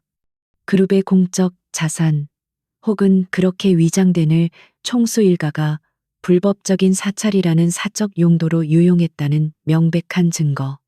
이것은 단순한 탈세를 넘어 횡령 및 배임 혐의를 적용할 수 있는 스모킹건이었다. 유진은 이 연결고리를 확보한 즉시 마지막 퍼즐 조각을 맞추기 시작했다. 그녀는 제이비션 텍과 제인슨 바이오와 맺었던 허위 컨설팅 계약서, 원본 파일이 제인슨의 어느 서버, 어느 폴더 깊숙이 숨겨져 있는지 정확히 기억하고 있었다. 그녀 자신이 그 시스템을 구축했기 때문이다. 그녀는 T-Force 해커에게 정확한 경로를 알려주었다. 강지훈 부회장은 자신의 서명을 전자화하는 것을 극도로 꺼려했습니다. 중요한 계약서는 항상 직접 서명한 후 스캔하여 특정 보안 폴더에 보관했죠. 그 폴더의 접근 권한은 저와 강 회장, 그리고 강지훈 부회장 단 3명에게만 있었습니다. 유진의 기억은 정확했다. 해커들은 진숭의 방화벽을 유령처럼 통과해 강지훈과 강 회장이 직접 서명한 수백 건의 이중 계약서와 비자금 장부 파일을 통째로 확보하는 데 성공했다. 모든 증거가 USB 하나에 담겼다. 진송 그룹의 20년 치 부패가 응축된 데이터였다. 그날 밤 태양그룹의 워룸에는 권민우와 한유진 단둘만 남았다. 권민우는 USB를 바라보며 감탄을 금치 못했다. 이걸 당장 언론에 터뜨리면 진승은 공중분해되겠군. 강 회장과 강지훈은 사회에서 매장당할 거요. 하지만 유진은 고개를 저었다. 그녀의 눈빛은 그 어느 때보다 차갑고 단호했다. 아닙니다. 대표님, 언론은 강 회장이 통제할 수 있다고 믿을 겁니다. 그는 분명 정치권과 법조계의 인맥을 총동원해 꼬리 자르기를 시도할 거예요. 우리는 그들에게 반격할 시간조차 주어서는 안 됩니다. 그녀는 이미 더 완벽한 시나리오를 그려놓고 있었다. 그녀는 권민우를 바라보았다. 이 증거는 언론이 아니라 검찰청 금융범죄수사처와 국세청 조사국으로 동시에 넘어가야 합니다. 두 기관이 서로의 실적을 위해 진승을 경쟁적으로 물어뜯게 만들어야 합니다.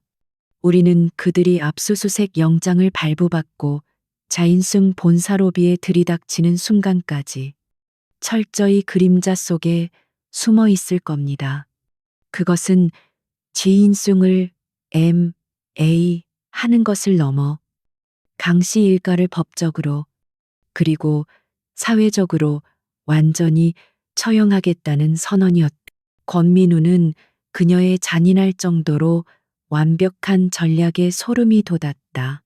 그는 자신이 제인송을 적으로 돌린 것인지 아니면 제인송이 한유진이라는 괴물을 적으로 돌린 것인지 헷갈릴 정도였다. 조소. 그가 마침내 입을 열었다. 지인송에 대한 심판은 한이사 당신의 손으로 내리도록 하지. 유진은 창밖으로 멀리 보이는 진송 타워의 붉은 로고를 바라보았다.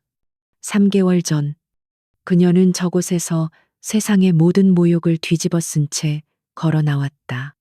그녀는 익명의 내부 고발자라는 이름으로 암호화된 증거 파일들을 검찰청 서버로 전송하기 시작했다. 거대한 폭풍이 서울 하늘을 향해 다가오고 있었다. 그리고 그 폭풍의 눈은 바로 한유진 그녀 자신이었다. D-Day. 태양그룹의 워룸은 새벽부터 차가운 긴장감으로 가득 찼다. 한유진은 거대한 메인 스크린 앞에 서 있었다. 스크린은 수십 개로 분할되어 검찰청 서버 접속 화면, 국세청, 민원 시스템, 그리고 제인슨 그룹의 주력 사업 분야인 전자 및 화학 부문의 실시간 시장 동향을 동시에 띄우고 있었다. 권민우는 그녀의 몇 걸음 뒤에서 이 거대한 작전의 지휘관인 아내를 묵묵히 지켜보고 있었다. 그의 눈에는 파트너에 대한 절대적인 신뢰가 담겨 있었다. 현재 시각 오전 7시 정각. 작전명 퍼펙트 스톰을 개시합니다. 유진의 목소리가 워룸의 정적을 갈랐다. 그녀는 티폴스 팀장에게 고개를 끄덕였다. 1차 타격, 사법적 압박 실행, 팀원들의 손가락이 키보드 위에서 분주하게 움직였다. 지인숭의 20년치 비자금 증거 자료가 담긴 암호화된 파일이 익명의 내부 고발자라는 이름으로 대검찰청 금융범죄수사처와 국세청 본청 조사국의 서버로 동시에 전송되기 시작했다. 유진은 일부러 두 개의 최고 사정기관을 동시에 겨냥했다. 두 기관은 서로의 실적을 위해 지인승을 경쟁적으로 물어뜯을 겁니다. 강 회장이 손쓸 틈도 없이 어느 한쪽이라도 덮으려고 하면 다른 한쪽에서 터져 나올 테니까요. 이것은 진숭이 자랑하는 법조계 인맥, 그들의 방패를 무력화시키는 첫 번째 수였다. 데이터 전송이 완료되는 데는 정확히 5분이 걸렸다. 1차 타격 완료, 즉시 2차 타격, 시장 교란을 개시합니다. 유진은 곧바로 태양그룹의 주력 자회사인 태양전자와 태양화학의 사장단과 화상 연결을 요청했다. 두 CEO의 얼굴이 스크린에 나타났다. 그들은 이미 권민우와 한유진으로부터 모든 브리핑을 받은 상태였다. 지인숭 전자의 주력 캐시카우인 메모리 반도체 부문, 그리고 지인숭 화학의 석유화학 제품에 대해 지금 즉시 30%의 공격적인 가격 인하 및 대규모 리베이트 정책을 발표하십시오. 태양의 CEO들은 경악했지만 즉시 명령을 수행했다. 이것은 자살 행위에 가까운 출혈 경쟁의 시작이었다. 하지만 유진은 알고 있었다. 진숭은 K바이오 사태로 인해 바이오 부문에서 막대한 손실을 입고 있었고, 그 손실을 메우기 위해 전자와 화학 부문의 현금 흐름에 전적으로 의존하고 있었다. 그들의 마지막 생명줄을 끊어버리겠다는 것이 유진의 계산이었다. 오전 9시 주식시장이 개장하자마자 태양전자의 가격 정책이 공시되었다. 시장은 즉각 반응했다. 지인숭 전자의 주가가 폭락하기 시작했다. 주요 고객사들로부터 지인숭의 가격 인하를 요구하는 전화가 빗발쳤다. 강지우는 자신의 사무실에서 이제 막 아침 회의를 시작하려다 이 보고를 받고 소리쳤다. 미친놈들 태양이 제 살 깎아 먹기로 나온다. 이거지 당장 우리도 가격 맞춰 절대 시장 점유율 뺏기면 안 돼. 하지만 그가 이성을 잃고 출혈 경쟁에 뛰어들라고 명령한 바로 그 순간 오전 9시 30분 진승 타워 1층 로비에 모든 보안 게이트가 동시에 잠겼다. 수십 명의 검은색 정장을 입은 남자들이 파란색 압수수색 상자를 들고 로비로 쏟아져 들어왔다. 서울중앙지검 금융범죄수사처입니다. 최인성 그룹 본사 및 회장실, 부회장실에 대한 압수수색 영장을 집행합니다.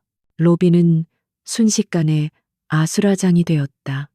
직원들의 비명소리와 기자들의 카메라 플래시가 뒤엉켰다.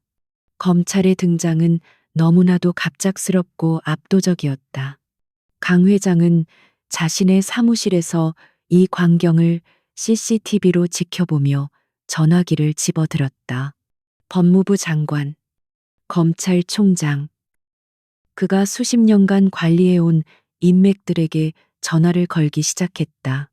하지만 대부분은 전화를 받지 않거나 이미 국세청까지 동시에 움직여서 저희도 손을 쓸 수가 없습니다. 회장님, 이라는 절망적인 대답만 돌아왔다. 강지훈은 자신의 사무실 문을 걸어 잠근 채 부들부들 떨고 있었다. 시장에서는 가격 전쟁으로 피를 흘리고 본사에는 검찰이 들이닥쳤다. 이것은 우연이 아니었다. 완벽하게 계획된 숨쉴 틈 없는 공격이었다. 한유진, 그의 머릿속에 그 이름 석자가 떠올랐다. 그 여자가 제인숭의 모든 것을 파괴하기 위해 돌아온 것이었다. 그는 공포에 질려 비상 임원들을 호출했다. 누가 고발한 거야. 당장 알아내. 그리고 그는 자신의 가장 큰 실수를 저질렀다. 책임을 전가할 희생양을 찾기 시작한 것이다. 이 모든 건 재무팀의 독단적인 행동이야, 그래. 김전무가 모든 자금 관리를 맡았잖아. 그자에게 모든 걸 뒤집어 씌워. 그는 김전무가 강 회장의 충신이었기에 기꺼이 총대를 메고 감옥에 갈 것이라 믿었다. 하지만 유진은 그 시나리오까지 완벽하게 대비하고 있었다. 검찰이 김 전무의 사무실을 덮쳤을 때 그들은 이미 유진의 익명 제보를 통해 정확한 금고 위치를 알고 있었다. 그리고 그 안에서 나온 것은 김 전무의 충성심이 아니라 그가 자신을 보호하기 위해 몰래 모아둔 진짜 장부였다. 하지만 그보다 더 결정적인 증거는 바로 강지훈의 사무실 컴퓨터에서 나왔다.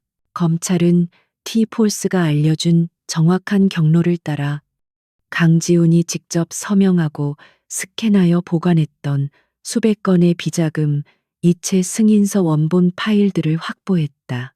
그것은 제인송의 보안 시스템, 바로 유진이 구축했던 그 완벽한 시스템이 남긴 명백한 증거였다. 강지훈은 자신의 서명을 전자화하는 것을 꺼렸지만 유진은 보안을 위해 그가 직접 서명한 문서를 스캔하여 보관하도록 설득했었다.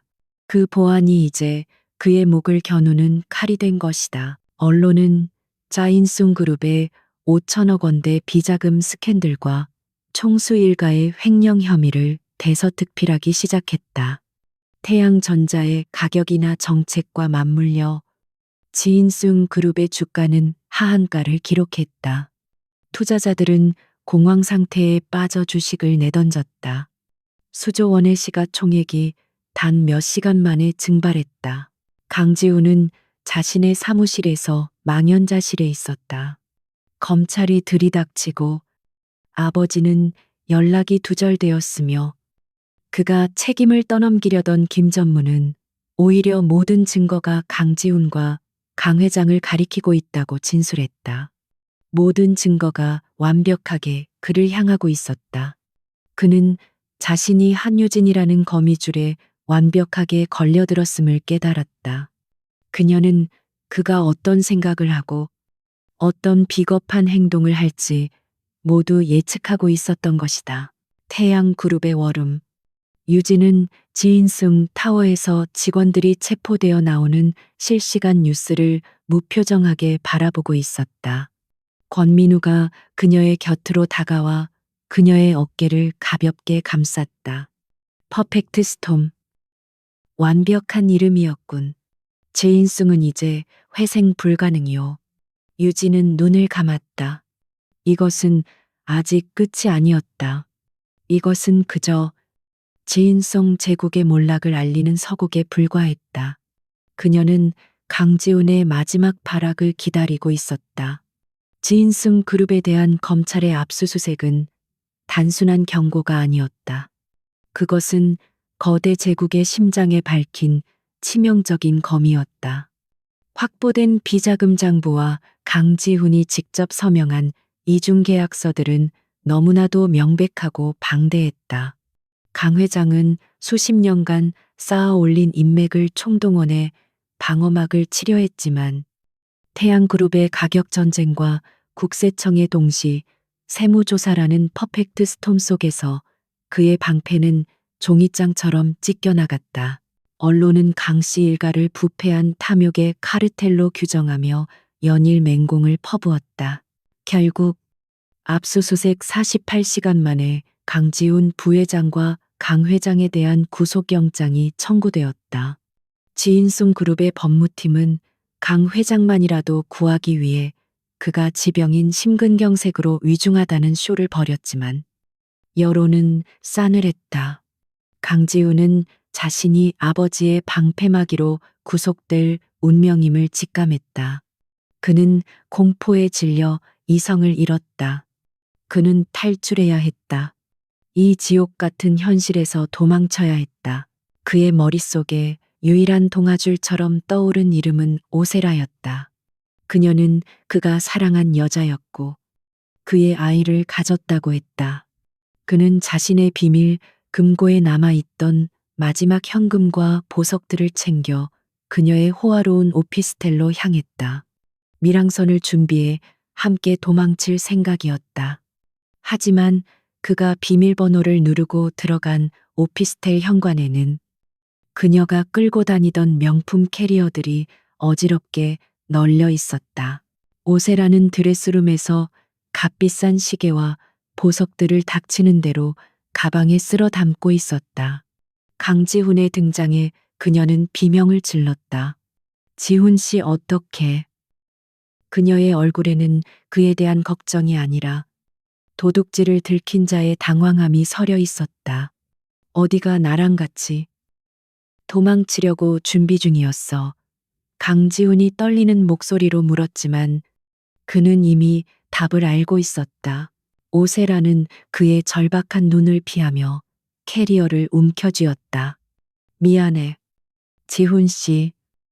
하지만 난 당신 아버지처럼 감옥에서 늙어 죽기 싫어.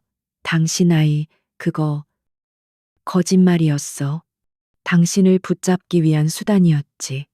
지인숭이 이렇게 쉽게 무너질 줄 알았다면 애초에 당신한테 붙지도 않았어. 그녀의 잔인한 고백은 강지훈의 마지막 남은 이성을 산산조각 냈다. 그는 허탈하게 웃었다. 한유진은 그가 버렸지만 오세라는 그를 버렸다. 그는 자신이 사랑이라 믿었던 모든 것들에게 철저히 배신당했다. 그 순간 그의 머릿속을 스치는 단 하나의 생각. 한유진. 이 모든 것을 계획한 여자. 그를 나락으로 떨어뜨린 장본인. 그는 오세라를 밀치고 뛰쳐나왔다. 그는 죽더라도 그 여자의 얼굴을 보고 죽어야 했다. 그는 복수심이 아니라 이해할 수 없는 절박함에 이끌려 태양그룹 본사로 차를 몰았다. 하지만 태양그룹 본사는 이미 강지훈의 예상 도주로 중 하나로 분류되어 경찰 병력이 배치된 상태였다. 그는 태양그룹의 안주인이 된 유진이 머무는 강남의 최고급 펜트하우스 주차장으로 방향을 돌렸다. 검찰의 수배망을 피해 숨어든 그는 어둠 속에서 유진의 차가 들어오기만을 기다렸다. 수십억짜리 펜트하우스의 지하 주차장은 이제 도망자가 된 그에게 유일한 무대였다.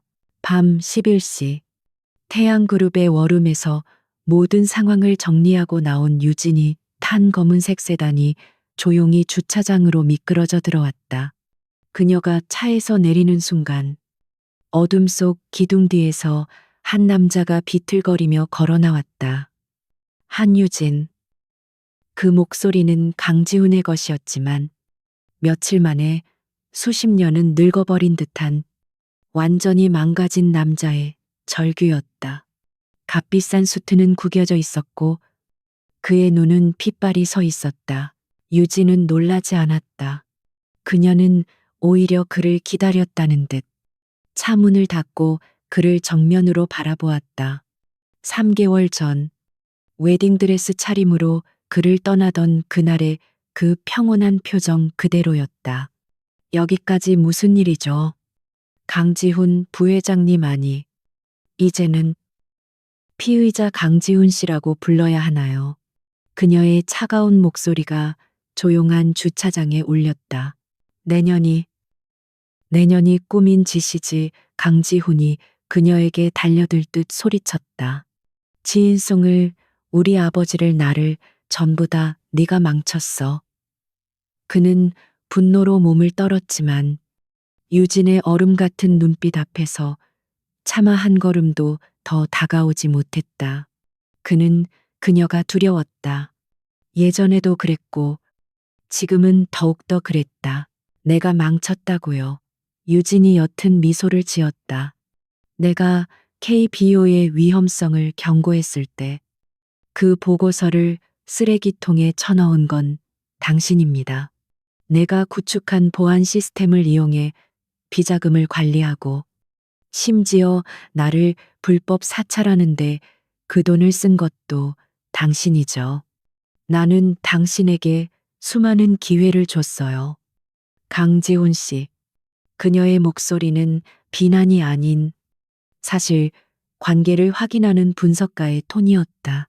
강지훈의 분노는 순식간에 절망으로 바뀌었다. 그는 무너져 내리듯 그 자리에 주저앉았다. 제발, 유진아, 제발 멈춰줘. 내가 잘못했어. 응, 내가 다 잘못했으니까. 검찰에 가서 네가 시킨 일이라고, 네가 다 꾸민 일이라고 말해. 아니, 아니야. 내가 다 책임질게. 진숙만, 진숙만 살려줘. 그건 내 전부란 말이야. 그는 이제 애원하고 있었다. 3개월 전 그녀를 경멸하던 그 오만한 남자는 온데간데 없었다. 유진은 그를 차갑게 내려다보았다. 당신의 전부요. 진승은 당신의 장난감이 아니었어요. 수만 명의 직원과 그 가족들의 생계가 걸린 곳이었죠. 그런데 당신은 그 회사를 당신의 오만함과 어리석음으로 도박판에 던져버렸어요. 오세라라는 여자 하나 때문에. 그녀의 지적은 정확하게 그의 폐부를 찔렀다. 아니야. 강지훈이 흐느끼기 시작했다.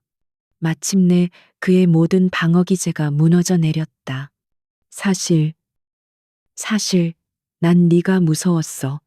넌 언제나 나보다 똑똑했고 나보다 강했지. 내 옆에 있으면 내가 너무 초라해졌어. 오세라는 그냥 도피처였어. 내가 통제할 수 있다고 믿었던 유일한 여자. 내가 널 버린 게 아니야. 난 그냥 도망친 거야. 널 이길 자신이 없어서. 그것은 강지훈이 평생 외면해왔던 자신의 가장 깊은 곳에 있던 진심이었다. 열등감. 한유진에 대한 지독한 열등감. 유진은 그 고백을 듣고도 표정 하나 변하지 않았다. 그녀는 천천히 그에게 다가가 그의 눈높이에 맞춰 몸을 낮췄다. 그리고 그에게 마지막 선고를 내렸다. 당신은 나를 이길 필요가 없었어요. 우리는 파트너가 될 수도 있었으니까. 하지만 당신은 나를 존중하는 대신 나를 평가하고 이용하려 했죠. 그녀의 목소리는 이제 연민조차 담겨 있지 않았다. 당신이 나를 버린 그날, 나는 슬프지 않았어요. 오히려 안도했죠. 지인승이라는 부실 자산을 드디어 손절매할 수 있게 되어서. 나는 복수 같은 건 하지 않아요. 강지훈 씨, 유진이 일어섰다. 복수는 감정이 남은 사람들이나 하는 거니까. 나는 그저 당신이라는 리스크를 제거하고 지인승이라는 무너지는 자산 대신 태양이라는 우량 자산에 투자했을 뿐이에요. 이건 비즈니스였고 당신은 그저 나의 가장 성공적인 MA의 재물이었을 뿐입니다. 그 순간 주차장 입구에서 여러 대의 차량이 강렬한 헤드라이트를 비추며 달려왔다. 검찰 수사관들이었다. 유진의 차에는 항상 최고 수준의 위치 추적 및 비상 호출 시스템이 작동하고 있었고, 태양그룹의 보안팀이 강지훈의 접근을 감지한 즉시 당국에 신고한 것이었다. 수사관들이 차에서 내려 강지훈의 양팔을 붙잡았다. 강지훈 씨 특정 경제 범죄 가중처벌법상 횡령 및 배임 혐의로 긴급 체포합니다. 그는 저항하지 못했다. 아니, 저항할 기력조차 남아있지 않았다. 그는 수갑이 채워지는 차가운 감촉을 느끼며 유진을 바라보았다. 유진은 이미 몸을 돌려 펜트하우스 엘리베이터로 향하고 있었다. 그녀는 단 한 번도 뒤돌아보지 않았다. 그녀의 꼿꼿한 뒷모습, 3개월 전 웨딩드레스를 입고 떠나던 그 뒷모습과 똑같았다. 강지우는 그제야 깨달았다. 그는 그녀에게 단 한순간도 이겨본 적이 없었다는 것을. 그녀는 그가 감당할 수 있는 여자가 아니었다. 그는 자신이 버린 것이 지은숭의 미래 그 자체였음을 절규하듯 깨달았다. 강지훈의 긴급 체포는 지인숭 그룹의 붕괴를 알리는 마지막 신호탄이었다. 다음 날 아침, 신문 일면은 온통 진상 제국, 총수 일가 동반 구속으로 침몰, 5천억 원대 비자금, 20년 부패의 민낯 드러나와 같은 자극적인 헤드라인으로 도배되었다. 주식시장에서 지인승 그룹의 계열사 주식들은 거래가 정지되거나 개장과 동시에 하한가로 추락했다. 수십 년간 대한민국 산업계를 지탱해온 거대 기업이 단 며칠 만에 공중분해될 위기에 처한 것이다. 강 회장과 강지훈이 빠져나간 지인승은 조종사를 잃은 항공기처럼 곤두박질 쳤다. 채권단은 즉시 자금 회수에 나섰고 협력업체들은 연쇄 부도 위기에 몰렸다. 그룹은 법원의 기업 회생 절차, 즉 법정 관리를 신청할 수밖에 없었다. 대한민국 경제에 미칠 엄청난 파장을 우려한 정부와 법원은 지인숭 그룹의 신속한 구조조정 및 매각 절차에 착수했다. 지인숭은 이제 경매대에 오른 파산한 거함이었다. 바로 이때 태양그룹이 제인숭의 인수자가 아닌 구원투수로 등판했다.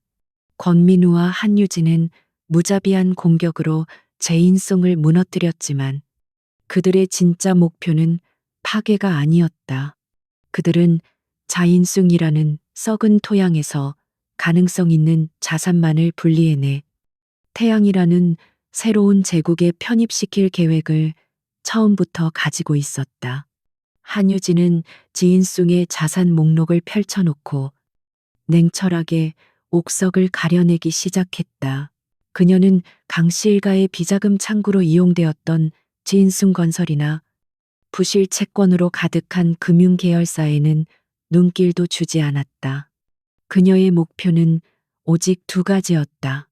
첫째, K바이오 사태로 멈춰섰지만 그녀 자신이 설계했던 원천 기술을 보유한 지인숭 바이오. 둘째, 지인숭의 캐시카우였으나 총수 리스크로 저평가된 반도체 핵심 사업부. 그녀는 지인숭의 부채를 떠안는 대신 이 알짜배기 자산들만을 분리 매각 형태로 인수하는 방안을 법원에 제시했다. 법원과 채권단은 태양그룹의 제안을 받아들일 수밖에 없었다. 지인숭을 통째로 인수할 기업도 없었거니와 핵심 사업부라도 살려야 대량 실업 사태를 막을 수 있었기 때문이다. 태양그룹은 최소한의 비용으로 제인숭의 심장을 손에 넣었다. 한유진은 제인숭의 전략팀장에서 3개월 만에 제인숭의 핵심 사업부를 인수한 태양그룹의 부회장 바이스 체어우먼이 되어 돌아왔다. 그녀의 승진은 권민우의 파격적인 결정이었으나 태양그룹의 그 누구도 이 일을 제기하지 못했. 한 달 후 태양그룹 본사 대강당에서 대한민국 재계의 지각 변동을 알리는 공식 기자회견이 열렸다. 수백 명의 내외신 기자들로 발 디딜 틈이 없었다. 단상에는 태양그룹의 총수 권민우 대표와 그와 나란히 선신임 부회장 한유진이 자리했다. 3개월 전 결혼 발표 때보다 더 엄청난 플래시 세례가 두 사람에게 쏟아졌다. 한유진은 3개월 전 입찰장에서 입었던 네이비색 수트가 아닌 우아하면서도 위험 있는 흰색 정장을 입고 있었다. 권민우가 먼저 마이크를 잡았다. 오늘 태양그룹은 젠송그룹의 핵심 자산이었던 바이오 및 반도체 사업부 인수를 공식적으로 발표합니다. 우리는 단순한 인수를 넘어 뉴태양 바이오와 뉴태양 반도체라는 이름으로 대한민국 미래 산업의 새로운 표준을 제시할 것입니다. 그의 선언은 힘찼고 모든 시선은 자연스럽게 이 거대한 M&A를 설계하고 실행한 한유진에게로 향했다. 유진은 권민우의 소개를 받아 연단에 섰다. 그녀의 등장은 그 자체로 하나의 완결된 서사였다. 지인숭의 버림받은 신부에서 지인숭을 무너뜨린 전략가로, 그리고 마침내 지인숭의 옛 영토를 다스릴 새로운 지배자로 귀환한 것이다. 저는 지인숭 시스템의 설계자였고 그 시스템의 치명적인 결함 역시 누구보다 잘 알고 있었습니다. 그녀의 목소리는 조용했지만 강당 전체를 압도했다. 지인숭의 실패는 총수의 도덕적 해이와 불투명한 경영 구조에서 비롯되었습니다. 뉴태양은 과거의 실패를 반복하지 않을 것입니다. 우리는 투명한 지배구조, 윤리 경영, 그리고 주주 가치 극대화를 최우선으로 할 것입니다. 그녀는 강지훈이나 강 회장의 이름을 단 한 번도 언급하지 않았다. 그녀의 승리는 사적인 복수가 아닌 비효율적이고 부패한 시스템에 대한 효율적이고 합법적인 시스템의 승리임을 분명히 했다.